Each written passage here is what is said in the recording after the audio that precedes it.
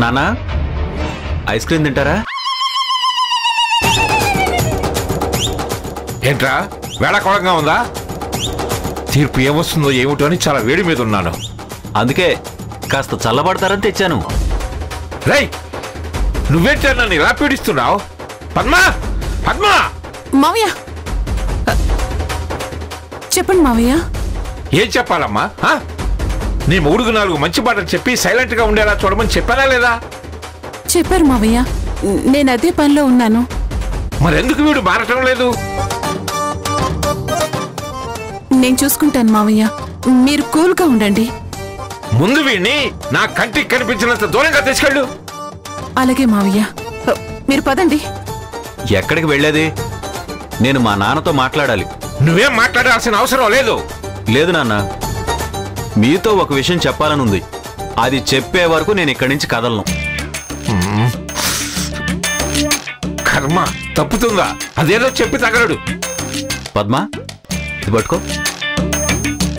నాన్న, పూర్వజన్మ సుకృతాలు కర్మ ఫలితాలు అంటారు కదా, అవి నేను చాగంటి లాంటి వారు చెప్తుంటే విన్నాను. పూర్వజన్మలో నేను పద్మ ఏం పాపం చేశామో తెలియదు, కానీ మాకిప్పుడు పిల్లలు పుట్టడం లేదు. మాకు పిల్లలు పుట్టాలని మేము హాస్పిటల్కి వెళ్తున్నాం, గుళ్ళు గోపురాల చుట్టూ తిరుగుతున్నాం, పూజలు వ్రతాలు కూడా చేస్తున్నాం. కానీ ఇంతవరకు ఏ పూజలు ఫలించలేదు. అసలు మాకు పిల్లలు పుడతారో లేదో కూడా నాకు డౌటే. ఏమండి, మీరేం వరీ అవ్వకండి. మనకి పిల్లలు పుడతారని నాకు గట్టి నమ్మకం ఉంది. నీ నమ్మకాన్ని నేనేం కాదంటలేదు పద్మ, నువ్వాగు. నాన్న, ఇంతవరకు పిల్లలు లేని నేను ఒక బిడ్డని దత్తత తీసుకోవాలనే ఆలోచనే రాలేదు.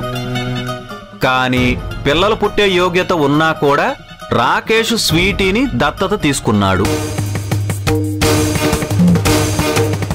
వాణ్ణి కాదనుకున్నా వాడికి మాత్రం మన మీద ఎంతో ప్రేమ నమ్మకం ఉంది కాబట్టే పిల్లల్ని మన దగ్గరికి చేర్చాలనుకున్నాడు. మనం ఆ పిల్లలిద్దరినీ గొప్ప స్థాయికి చేరుస్తామని ఆశపడ్డట్టున్నాడు. కానీ మనమే స్వీటీని ఇంటికి దూరం చేసి తన భవిష్యత్తుని నాశనం చేయాలనుకుంటున్నాం.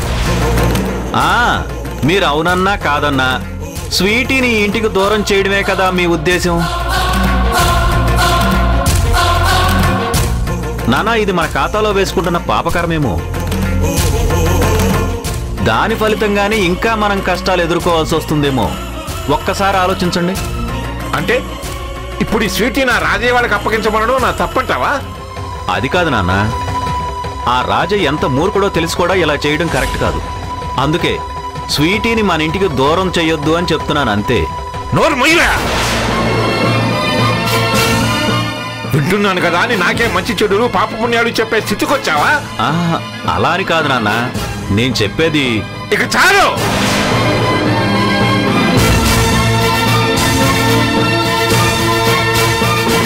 ఈ సోమేశ్వరరావు తీసుకున్న నిర్ణయం ఎప్పుడు కరెక్ట్ గానే ఉంటుంది. అసలు నేనేనాడు ఏ తప్పు చేయలేదు, చెయ్యను కూడా. నాకు చెప్పేంత అర్హత నీకు లేదు. నోరు మూసుకుని వెళ్ళు. వెళ్తాను నాన్న. ఇది సలహా అనుకోకుండా ఒక్కసారి మీరు ప్రశాంతంగా లోతుగా వెళ్ళి ఆలోచించండి. స్వీటీ విషయంలో మీరు చేస్తుంది రైటా రాంగా అని మీకే అర్థమవుతుంది. పద పద్మ.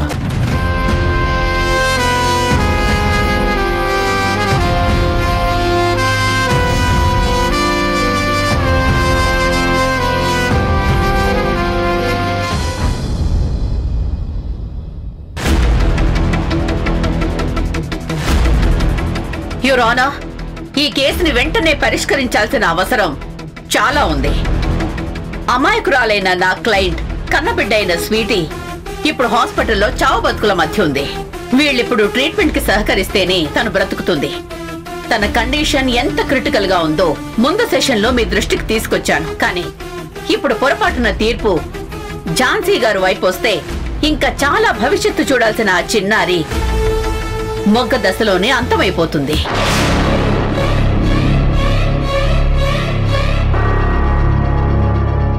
అందుకే ప్రస్తుతం స్వీటీకి ట్రీట్మెంట్ చేస్తున్న డాక్టర్ గారిని మళ్లీ పిలిపించాను. అనుమతిస్తే డాక్టర్ చంద్రశేఖర్ గారిని మీ ముందు ప్రవేశపెడతాను. Proceed. Thank you your honour.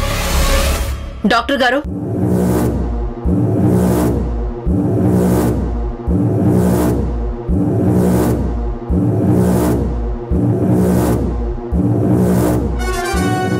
Madam, నేను హాస్పిటల్లో ఉన్న స్వీటీ దగ్గర నుంచే వస్తున్నాను. తన కండిషన్ చాలా సీరియస్గా ఉంది.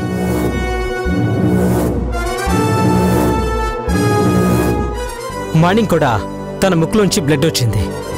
ఇమీడియట్గా ట్రీట్మెంట్ చేయాలి.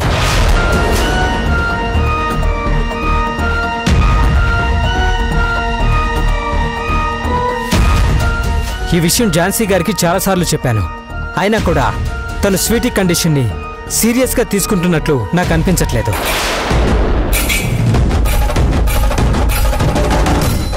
స్వీటీ కన్న తల్లి శ్రీవల్లి బోన్ మ్యారో డొనేట్ చేయడానికి సిద్ధంగా ఉంది. వెంటనే తనొచ్చి డొనేట్ చేసేస్తే స్వీటీ బతుకుతుంది. లేదంటే ఐఎమ్ సారీ మేడం.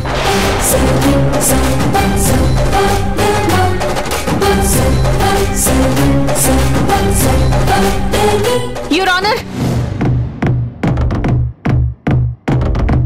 డాక్టర్ గారు చెప్పిన దాంట్లో నేనొక పాయింట్ ని అంగీకరించడం లేదు. స్వీటీ కండిషన్ ని నేను సీరియస్ గా తీసుకోలేదు అన్న మాట కరెక్ట్ కాదు.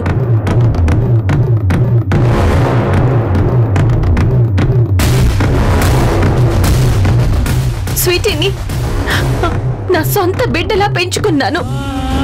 ఫస్ట్ టైం తను నాకు చెత్త కుప్ప దగ్గర దొరికినప్పుడు నాకు ఏదో తెలియని ఫీలింగ్.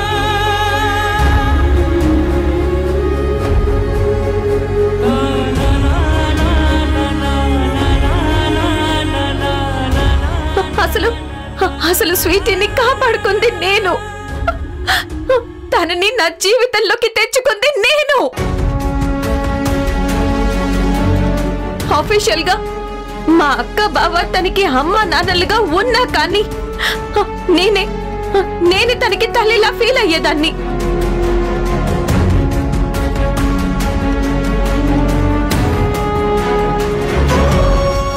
ఇప్పుడు ఇక్కడికి రావడానికి ముందు కూడా హాస్పిటల్లో ఉన్న స్వీటీ నన్ను అమ్మ అని పిలిచింది.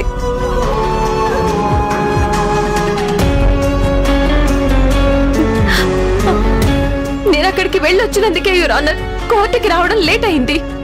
స్వీటీకి హెల్త్ ఇష్యూ ఉందని తెలిసిన దగ్గర నుంచి నేను ఎంత కంగారు పడ్డానో, ఎన్ని నిద్ర లేని రాత్రులు గడిపానో నాకు తెలుసు. తన హెల్త్ క్యూర్ అవ్వడం కోసం నేను ఎన్ని ప్రయత్నాలు చేశానో, డోనర్ కోసం నేనెంత వెతికానో నాకు తెలుసు. సోమేశ్వరరావు గారి కుటుంబ సభ్యులకు కూడా తెలుసు. అంతెందుకు డాక్టర్, మీతో మాట్లాడి మనం సోషల్ మీడియాలో డోనర్స్ కోసం పోస్ట్ చేశాం కదా. హాస్పిటల్ నుంచే మీరే మెయిల్ పెట్టారు కదా. అందుకే కదా ఇటలీ డోనర్ దొరికారు.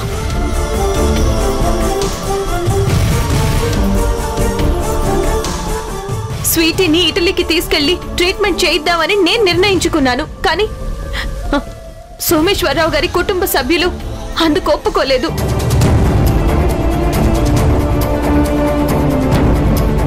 రాణి భర్త శ్రీధర్ బోన్ మ్యారో మ్యాచ్ అయితే ట్రీట్మెంట్ స్టార్ట్ అవుతుంది అనుకున్నాను, కానీ మ్యాచ్ అవ్వలేదు.